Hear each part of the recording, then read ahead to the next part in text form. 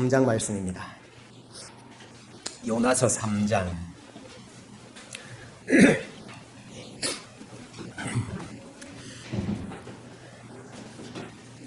구약성경 요나서 3장 1절부터 10절까지 말씀입니다.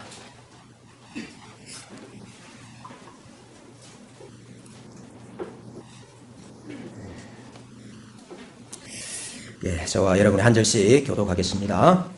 여호와의 말씀이 두 번째로 요나에게 임하니라. 이르시되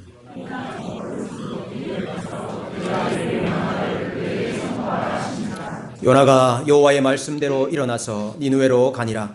니느웨는 사흘 동안 걸을 만큼 하나님 앞에 큰 성읍이더라.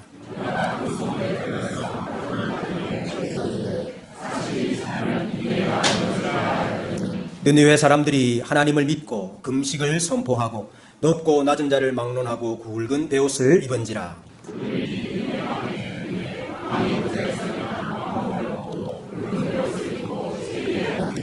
왕과 그의 대신들이 조서를 내려 니느웨에 선포하여 이르되 사람이나 짐승이나 소떼나 양떼나 아무것도 입에 대지 말지니 곧 먹지도 말 것이요 물도 마시지 말 것이며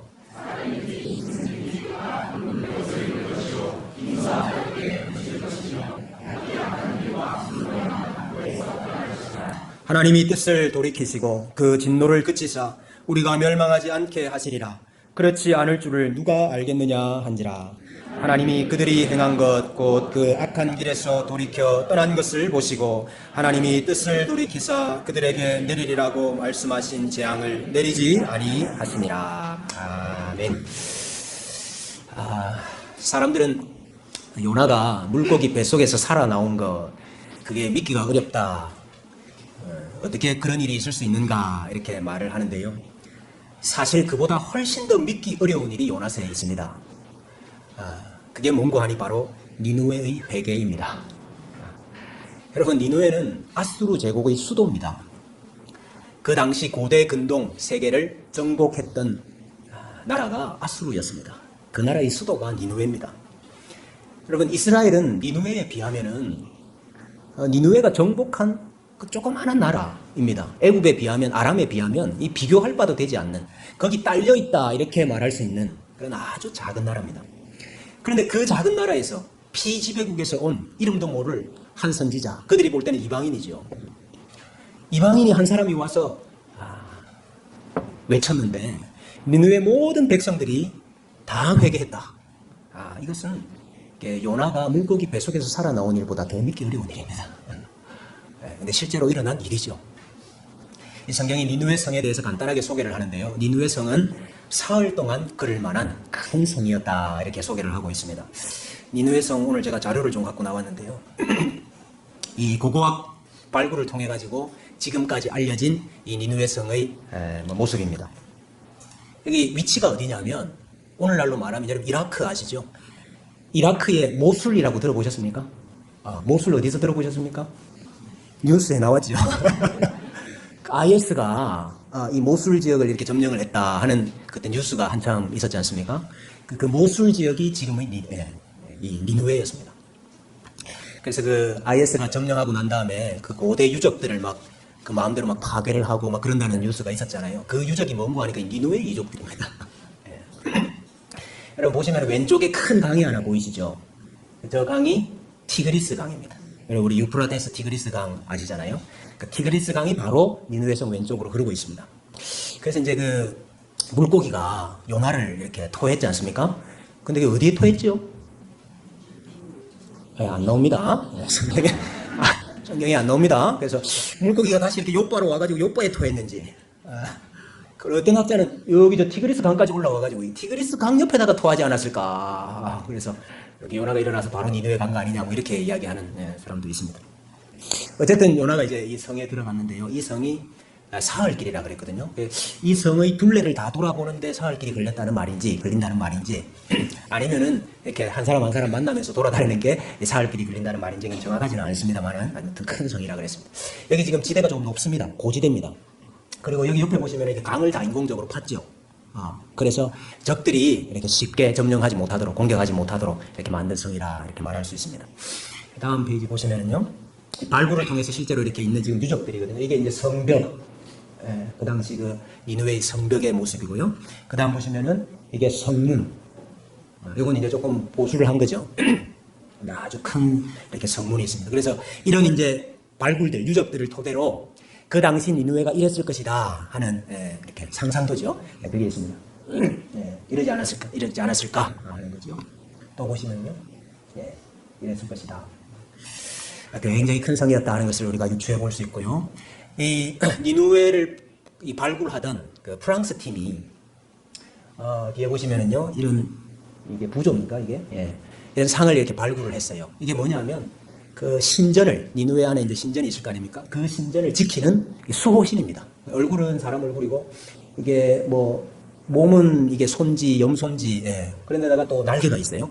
이게 이제 수호신입니다. 신. 이게 프랑스 팀이 발굴을 했으니까 어디다 갖다 놨겠습니까? 루브르 박물관에 갖다 놨죠. 루브르 박물관에 있는 신이죠, 신. 이제 됐습니다. 여러분, 이 큰 성에 이제 요나가 들어간 거죠. 그리고 말씀을 전했는데 뭐라고 했습니까? 4절에 보면은 40일이 지나면 니누웨가 무너지리라 그랬습니다. 근데 이게 히브리어로 보면 5단어예요. 히브리어 보면 5단어라. 아직 40일 멸망하리라 니누웨. 이렇게 5단어예요. 아직 40일, 41 멸망당할 니누웨. 5단어 이야기했습니다. 참, 요나 설교는 짧았습니다. 5단어. 무너지리라. 저 소돔과 고모라 본문에 나왔던 단어입니다. 하나님께서 그 성과 그 성에 있는 모든 것을 엎으셨더라. 멸하셨더라 그랬는데 엎었다는 단어가 이 단어입니다. 뒤집어 엎는 거예요. 그러니까 이제 40일 남았다. 40일 이후에는 이제 엎어진다. 이 니누웨가 이걸 전한 거죠. 근데 하루 전했다 그랬습니다. 사흘 동안 그래야 되는 이 큰 성에 하루 5단어 메시지를 전한 거죠.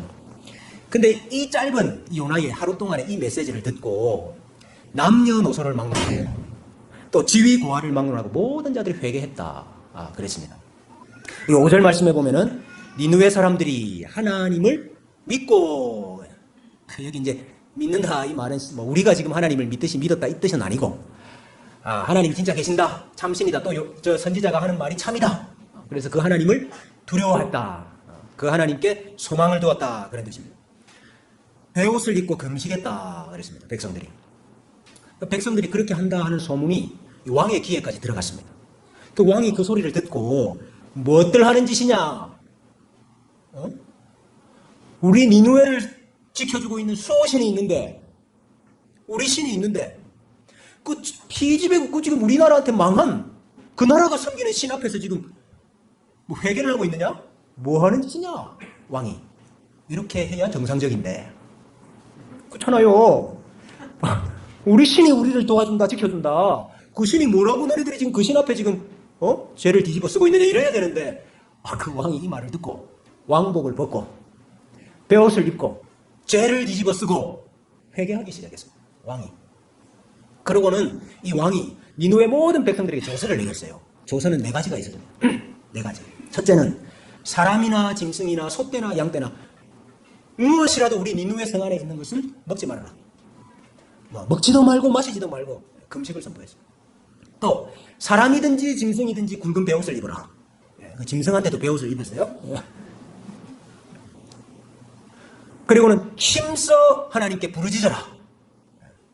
마지막으로 너네들 지금까지 악한 길을 걸었던 거, 간포했던 거, 그거 다 회개해라, 돌이켜라. 이렇게 4가지 조서를 내렸습니다. 그러면 하나님이 뜻을 돌이키고 내리려고 하셨던 이 재앙을 내리지 않으실지 누가 알겠느냐.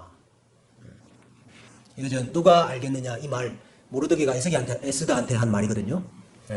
하나님께서 너를 왕비로 세우신 것이 이때가 아닌 줄 누가 알겠느냐, 이때를 위함인 줄 누가 알겠느냐, 그 말이거든요. 요엘도 이런 말을 했습니다.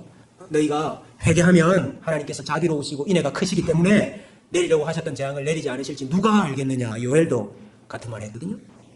누가 알겠느냐. 하나님 앞에서 지금 겸비해진 거죠. 하나님의 절대 주권을 지금 인정을 하고 있는 거죠, 니느웨 사람들이. 여러분, 우리 주님의 교회 성도들이 말입니다. 우리 주님의 교회 성도들이 나가가지고 일주일 동안 우리 강서구를 돌아다니면서 예? 저기 공항동부터 저기 화곡 염창까지 예? 이 강서구를 다 돌아다니면서 우리가 전했어요. 전했더니 우리 강서구의 모든 주민들이 다 베옷을 입고 회개를 하더라. 저 강서구청 옆에 있는 그 술집에 있던 사람들도 막 다 기어 나와가지고 막 베옷을 입고 회개를 하더라. 와, 이래도 이게 믿어지는 일입니까? 이게 진짜 그런 일이 일어나면 좋겠지만 그래도 정말 놀라운 일인데 여러분, 요나 한 사람이 이 큰 성에 들어가서 하루 동안 전한 그 짧은 메시지를 듣고 왕에서부터 짐승에 이르기까지 다 저에 앉아서 회개했다. 와, 이런 일이 일어났어요. 여러분, 니느웨의 회개가 우리에게 보여주는 것이 무엇일까요? 니느웨 성의 회개가 우리에게 말씀하고자 하는 것이 무엇일까요? 저는 한편으로는 그런 생각이 들어요. 사람들이 회개하고 사람들이 돌아오고 사람들이 하나님 앞에서 변화되는 이것은 전하는 사람에게 달린 게 아니구나, 그런 생각이 들어요. 왜냐하면 요나가 전하기는 전했지만 사실 요나가 전하기 싫었거든요. 예. 하나님이 막 배도 막 부서뜨리고 막 물고기 뱃속에도 집어넣고 이러시니까 뭐 어쩔 수 없이 전하기는 전하지만 요나가 이거 엄청 전하기 싫었거든요. 그래서 이거 하루 동안만 이게 짧게 전한 거 아닙니까? 그럼에도 불구하고 하나님은 듣는 귀도 준비하시고 또 듣는 마음도 준비를 하시고 이렇게 해서 그야말로 요나의 말을 사용하셔서, 요나는 뭐 어떻게 전했든지 간에 요나의 그 말을 사용하셔서 하나님께서 참 이런 능력을 행하시는 것을 볼 때에 요나의 말의 능력이나 어떤 요나의 무슨 의지나 요나의 어떤 열심에 달린 일이 아니구나 하는 생각이 갑자기 들었어요, 제가. 여러분, 설교와 연설의 가장 큰 차이점이 뭔지 아십니까? 설교와 연설. 가장 큰 차이점이 뭘까요? 저기 연설은요, 내 말 하는 겁니다. 내 말. 내 생각, 내 주장, 내 의견. 내 생각 이야기하는 게 그 연설이고, 그래서 이 연사 강력히 주장하는 바입니다. 자기 주장을 이야기하는 거죠. 근데 설교는 내 말 하는 게 아니에요. 설교는 내 생각, 내 주장, 내 의견 말하는 게 아니고 설교는 하나님의 말씀을 대언하는 거예요. 그래서 마치 대변인과 같고 그 대사와 같은 것입니다. 여러분, 대변인 대사가 나와서 자기 말 합니까? 아니죠. 자기를 보낸 왕이나 자기를 보낸 대통령이나 그 나라의 입장과 생각을 말하는 거잖아요. 메신저의 어떤 생각, 의도, 말, 능력에 달린 것이 아니고 그 메신저를 보내신 하나님, 그리고 그 하나님의 말씀에 능력이 있는 것이고 그 하나님의 말씀이 하나님이 일을 행하시는 거죠. 하나님은 사실은 그 짧은 한마디의 메시지를 가지고도 하루 동안의 한 성을 완전히 뒤바꾸실 수 있는 그런 분이다 하는 것을 이렇게 깨닫게 됩니다. 근데 여러분, 이게 맞는 말이지만은요, 이게 오늘 본문이 말하고자 하는 바에 의하면 이건 하나의 곁가지라 이렇게 말할 수 있습니다. 곁가지. 오늘 이 니느웨의 회개가 우리에게 말하고자 하는 바, 하나님께서 이 사건을 통해서 말씀하시고자 하시는 핵심이 뭐냐? 두 가지입니다. 두 가지. 하나는 자기 백성을 향한 언약 기소장이다. 이 니느웨 회개 사건이 자기 백성 이스라엘을 향한 기소장. 기소장이 뭡니까? 기소장이죠. 검사가 소를 제기하기 위해서 법원에 제출하는 문서 아닙니까? 이 사람이 인적 사항을 적고 이 사람이 이런 범죄 사실이 있다, 이런 죄목이 있다 하는 거 이제 적어서 내는 건 기소장, 고소. 자기 백성을 향한 기소장이라, 고발장이라. 이게 첫 번째고요. 두 번째는 이방을 향한 하나님의 긍휼하심을 보여주는 것이 두 번째입니다. 오늘 저는 첫 번째만 한번 해보려고 합니다. 첫 번째. 요나서를 보면서 우리가 쉽게 이런 생각을 많이 합니다. 요나가 가서 전하니까 니느웨 성 백성들이 다 회개했다. 이게 선교 아니냐? 요나가 선교사다. 그러니까 선교에 대한 말씀이 우리도 요나처럼 선교해야 된다. 물론 여러분, 선교와 관련된 메시지가 있어요. 그게 두 번째예요. 두 번째. 근데 여러분, 첫 번째는 그게 아니에요. 요나서의 핵심은 선교다? 이렇게 말하기 굉장히 곤란합니다. 왜 곤란한 거 하니까, 여러분, 니느웨가 회개해서 망하지 않은 것은 사실이지만은 니느웨 백성들이 하나님의 백성이 되었습니까? 네? 그 생각을 해보셨어요? 니느웨 백성들이 회개해서 하나님의 백성이 되었어요?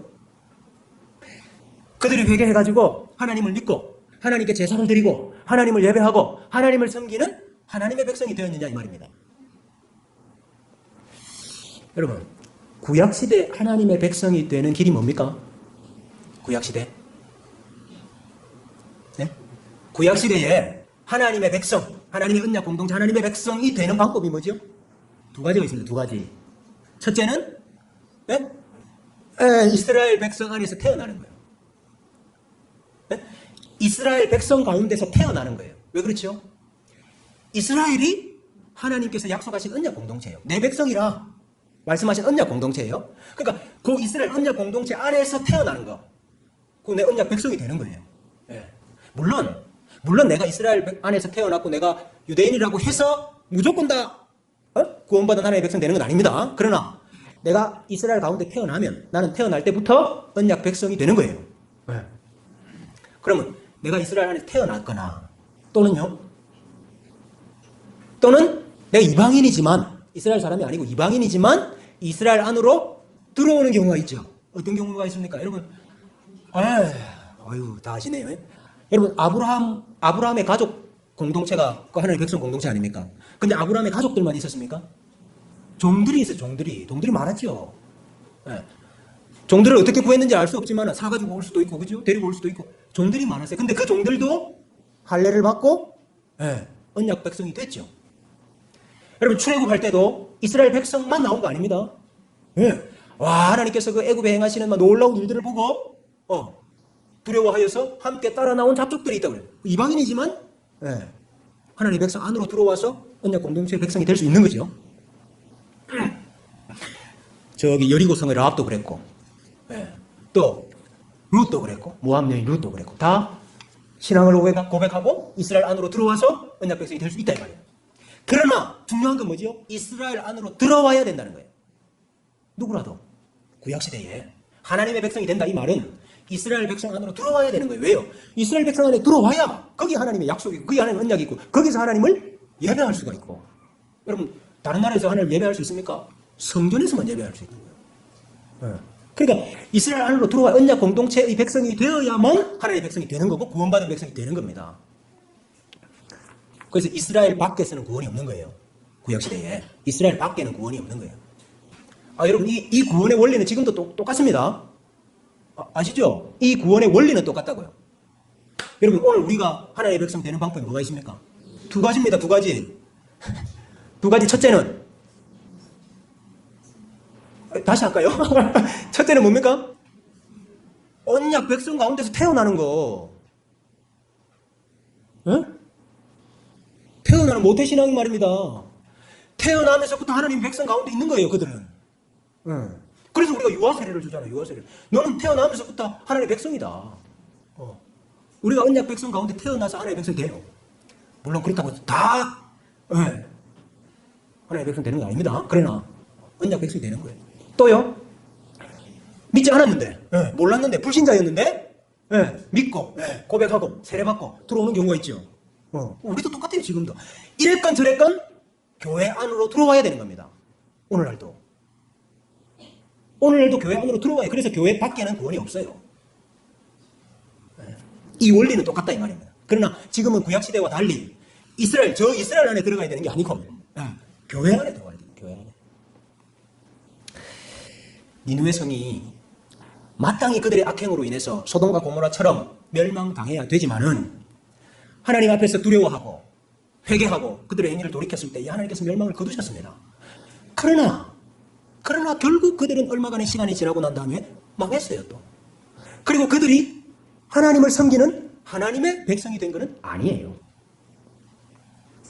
여러분 요나서는 니느웨 백성들 읽으라고 준 책입니까? 이스라엘 백성들 읽으라고 준 책입니까? 이스라엘에게 주신 책이라고요. 그렇다면은 이 니느웨의 회개 사건은 1차적으로는 이스라엘 자기 백성을 부끄럽게 하기 위한 것입니다. 자기 백성을 고소하는 거예요. 여러분 이건 저 말이 아니고 예수님께서 이 사건을 해석하신 겁니다. 마태복음 12장 41절에 보면은요. 심판대에 니느웨 사람들이 일어나 이 세대 사람을 정죄하리니 이는 그들이 요나의 전도를 듣고 회개하였음이거니와 요나보다 더 큰 이가 여기 있느니라. 이 무슨 말입니까? 심판 때에 니느웨 사람들이 일어나게 될 것이다. 그래서 뭐 하느냐? 너희를 정죄한답니다. 믿지 않은 지금 이 예수님 시대 당시 이 사람들 말입니다. 너희를 정죄하려고, 고성하려고, 고발하려고 일어난다. 뭐라고 고소합니까? 고발합니까? 야, 우리는 요나 이방인 선지자 그 한 사람의 말을 듣고도 다 회개했는데 요나보다 더 크니 예수님의 말씀을 듣고도 너희들은 왜 회개 안 했냐? 이 말 하겠다 이 말입니다. 그러니까 너희를 정죄하는 기준이 니느웨 백성들이 될 것이다 이 말이죠. 니느웨의 회개가 이스라엘을 심판하는 근거가 된다 이 말입니다. 그러니까 자기 백성 이스라엘 향한 고소장이죠 이게. 기소장이라고 이게. 여러분 사실 이렇게 잘 보시면은 요나서는 대꾸를 이루고 있어요. 1장하고 3장하고 사실은 똑같은 말 하고 있습니다. 2장하고 4장하고 비슷한 말 하고 있어요. 여러분 1장에 뭐가 나왔죠? 1장에 여호와의 얼굴을 피하여서 도망가는 요나가 나왔죠. 근데 그 요나가 이방인을 만나요. 배 안에서 선원들, 선장, 그 배의 무리들 있잖아요. 근데 그 이방인들은 뭐 했습니까? 왜 하나님께 구하고 간구하고 부르짖고 서약하고 제사하고 이랬다고. 요나는 하나님의 얼굴을 피하여 도망가고 있고 그 배에 있는 이방인들은 하나님께 구하고 있었다고요. 3장이 사실 똑같은 거 이야기하고 있는 겁니다. 자기 백성 이스라엘은 반응이 없어. 회개하지 않아. 근데 니느웨 백성들은 반응하고 회개하고 있다 하는 것이 보여주고 있는 것입니다. 그렇기 때문에 우리가 이 니느웨의 회개 사건을 보면서 우리 자신을 좀 돌아봐야 됩니다. 니느웨 백성들하고 자기 백성들이 뭐가 다른가? 하나님의 말씀에 귀를 기울였다 하는 거예요. 하나님의 말씀에 반응했다 하는 것입니다. 왠가 이스라엘 백성들은요, 하나님께 수많은 선지자들을 보냈거든요. 하나님이 수많이 말씀하셨거든요. 근데 그들은 반응을 안 했어요. 예레미야 7장 13절에 보면은요, 내가 너희에게 말하되 새벽부터 부지런히 말하여도 듣지 아니하였고 너희를 불러도 대답하지 아니하였느니라.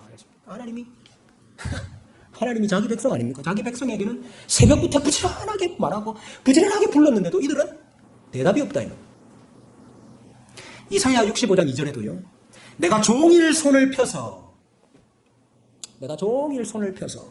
자기 생각을 따라 옳지 않은 길을 걸어가는 패역한 백성들을 불렀나니 내 종일 손을 펴서 야 글로 가면 안 된다고 그 길이 아니라고 내가 불렀는데 내 백성은 대답이 없다. 오히려 그 말씀을 멸시하고 보낸 종들을 선지자들을 욕하고 비웃고 핍박했다. 여러분 역대하 36장 15절에 보면 왜 이스라엘 백성들이 망했는지를 설명하는데 이렇게 설명하고 있습니다. 그 조상들의 하나님 여호와께서 그의 백성과 그 거하시는 곳을 아끼사 하나님께서 자기 백성과 그 거하시는 곳 이스라엘을 성을 아끼셨다. 그래서 부지런히 그의 사신들을 그 백성에게 보내어 이르셨으나 그의 백성이 하나님의 사신들을 비웃고 그의 말씀을 멸시하며 그의 선지자들을 욕하여 여호와의 진노를 그의 백성에게 미치게 하여 회복할 수 없게 하였으므로 그럼 망했어요. 자기 백성은 보낸 선지자들 비웃고 멸시하고 욕하고 응답이 없었어요. 근데 니느웨의 백성들은 요나의 하루 동안에 5마디 메시지를 듣고 이렇게 반응을 하고 이렇게 회개를 하고 이렇게 돌아보지 않았느냐. 하나님 답답하신 거죠. 하나님이 엄청 답답하신 거예요. 내가 너희를 이렇게 부르는데 내가 너희 이렇게 말하는데 왜 반응이 없냐. 하나님이 답답하신 거예요. 우리는 하나님의 말씀을 이렇게 경청하는 마음이 있는가 이런 생각을 좀 해보게 됩니다. 고넬료가 가이사랴에서 요빠까지 베드로 사도를 불렀죠. 모셨죠. 베드로 사도가 자기 집 앞에 들어왔을 때에 그 발 앞에 엎드렸어요. 주님 말씀하십시오. 내가 듣겠습니다. 하는 자세 아닙니까? 우리가 정말 주님 말씀하십시오. 종이 듣겠습니다. 이런 마음으로 하루하루를 살아가고 있는지 아니면 우리가 사는 게 바빠서 이 사람 저 사람 만나는 것이 너무나 바빠서 공부해야 되고 사업해야 되고 직장 다니는 것이 이게 정신이 없어서 우리가 그 하나님의 말씀을 청종하는 그 일에는 우리가 거리가 너무나 멀리 두고 살아가는 것이 아닌가 하는 생각을 한번 해보게 됩니다. 여러분, 하나님의 말씀이 약속이거든요. 여러분, 하나님의 말씀 잘 읽어보세요. 약속이에요, 약속. 우리가 이 약속을 붙잡아야 소망이 있는 거거든요. 응? 약속을 붙잡아야 소망이 있는 거거든요. 근데 만약 그게 우리의 진짜 소망이라면, 그 하나님의 말씀이 진짜 우리에게 약속이고 소망이고 그것만이 우리가 붙잡아야 되는 것이라고 한다면 우리한테 간절함이 있죠. 응? 우리한테 사모함이 있죠. 정말 목마른 사람이 물을 찾듯이 사모함이 있죠. 근데 과연 우리 가운데 그런 사모함이 있는가 생각이 드는 거예요. 여러분, 이 세상에 얼마나 많은 사람들이 있는데 하나님의 백성 된 사람들이 몇 명일까요? 예? 이 세상에 이렇게 많은 수많은 사람들이 있는데 하나님의 백성 삼으신 선택하신 사람이 몇 명이나 될까요? 그래서 우리 옛날 어르신들이 다 그랬잖아요. 천에 하나 만에 하나 택하여서 구원한 백성이라고. 1000명 중에 1명 택했을까요? 10,000명 중에 1명 택했을까요? 그렇게 택해서 내 백성이라 너는 나와 교제하는 백성이고 너는 나의 말을 듣는 백성이고 나에게 기도하는 백성이고 나를 찬송하는 백성이고 나에게 예배하는 백성이라고 그래 불러놨는데 하나님의 부르심에는 답이 없는 거예요. 그럼 하나님이 불러도 대답 없는 이름이요. 부르다가 내가 죽을 이름이요. 답답하신 거예요. 하나님이. 너네들 기다리다가 내가 진짜 못 빠지겠다. 여러분, 우리 어른이 불러도 어른이 불러도 대답을 안 하면 그 네 가지가 없는 자식이라고 욕을 하잖아요. 근데 하나님이 부르시는데 하나님이 날마다 부르시고 새벽마다 부르시고 아침마다 부르시고 부지런히 부르시고 하루 종일 내 손을 폈다고 그랬는데 우리 아이들 말로 쌩까는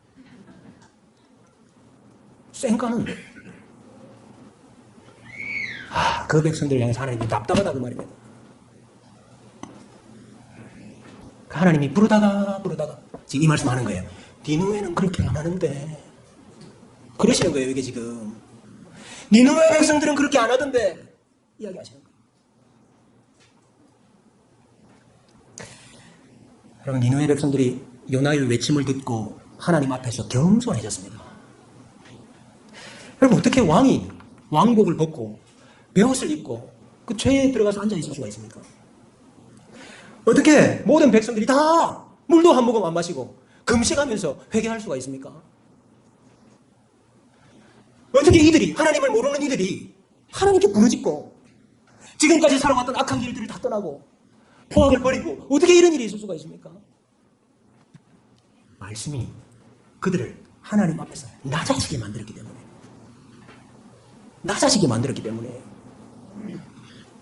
지금까지는 칼을 믿고 지금까지는 우리에게 있는 금은 보화를 믿고 지금까지 우리 성벽을 믿고 지금까지는 우리가 정복한 이 나라들을 보라 그러면서 교만했는데 이제는 하나님께서 또 뜻을 돌이켜서 우리를 멸망시키지 않으실까 누가 알랴 겸손해진 거예요. 낮아진 거예요. 이거 선원들이 했던 말하고 똑같은 말 아닙니까? 혹시 하나님이 우리를 생각하사 망하지 아니하게 하시리라. 이거 선원들이 했던 말이거든. 그들의 마음이 겸비해지고 겸손해지고 낮아졌기 때문에 그들이 지금까지 행해왔던 악한 길, 악한 행동들, 또 악한 생각 버릴 수 있었던 거 아닙니까? 여러분, 우리가 지금 말씀의 홍수 시대를 살고 있습니다. 근데 그 말씀이 우리를 얼마나 바꾸고 있는가 하는 것을 우리는 한번 체크를 해봐야 돼요. 바꾼다는 것은 다른 것이 아닙니다. 그 말씀이 나를 하나님 앞에 갖다 세우고 있는가 이 말이에요. 그 말씀이 우리를 하나님 앞에 갖다 세우고 있는가. 하나님 앞에 서서 하나님을 경외하도록 만들고 있는가요? 경외. 두려워하도록 만들고 있는가 하는 것입니다. 여러분, 하나님 앞에 설 때에 겸손한 자로 서십니까? 아니면 교만한 자로 서십니까? 하나님 앞에 설 때 늘 하나님만 하십니다. 하나님이 하십니다. 하나님의 절대 주권 앞에서 경외심이 있습니까? 경외심? 하나님께서 반드시 선인과 악인을 판단하시고 벌하시고 보복하실 것이다 하는 두려움이 있으십니까? 두려움이? 하나님 앞에서 겁을 상실한 사람들이 많아요. 마치 내가 하나님인 양 다 아는 듯이, 내가 다 아는 것처럼 판단하고 비방하고 욕하고, 그렇게 교만한 말을 하면서도 하나님께서 당장에 하늘에서 불을 안 떨어뜨리시니까 담대한 사람들이 얼마나 많은지 몰라요. 여러분, 악한 생각이 떠나지 아니하고 악한 행위와 악한 길을 일주일 내도록 걷다가도 주일 교회 와서는 내가 교회에서 뭔데? 라고 어깨에 힘을 주는 정말 겁을 상실한 사람들이 많아요. 여러분, 니느웨 백성들이 우리를 정죄할 겁니다. 니느웨 백성들이 우리를 정죄할 거라고요. 여러분, 우리가 하나님을 경외함이 있어야죠. 하나님을 두려워함이 있어야죠. 그래서 우리 말이 겸손해지고, 우리 말이 겸비해지고, 우리가 악한 길에서, 악한 행위에서 떠나고 미워하고 멀리해야지요. 여러분, 우리는 니느웨 백성들보다 하나님 더 아닐까? 네? 우리는 니느웨 백성들보다 하나님 더 잘 알잖아요. 우리는 니느웨 백성들보다 하나님에 대해서 더 많이 들었잖아요. 하나님의 말씀을 더 많이 접하잖아요. 그러니까 우리는 더 하나님의 말씀에 경청해야 됩니다. 우리는 더 하나님의 말씀을 사모해야 됩니다. 우리는 더 낮아져야 됩니다. 우리는 더 겸손해져야 됩니다. 우리는 하나님 더 경외해야 됩니다. 우리는 하나님 더 두려워해야 됩니다. 그래서 심판이 아니라 하나님의 구원의 은혜와 하나님의 구원의 긍휼하심이 임하는 우리 인생과 우리 가정과 우리 교회가 되어야 될 줄로 믿습니다. 니느웨의 회개가 오늘 우리 자신을 돌아보며 우리를 부끄럽게 만드는 복된 이 밤이 되기를 주님의 이름으로 축원합니다.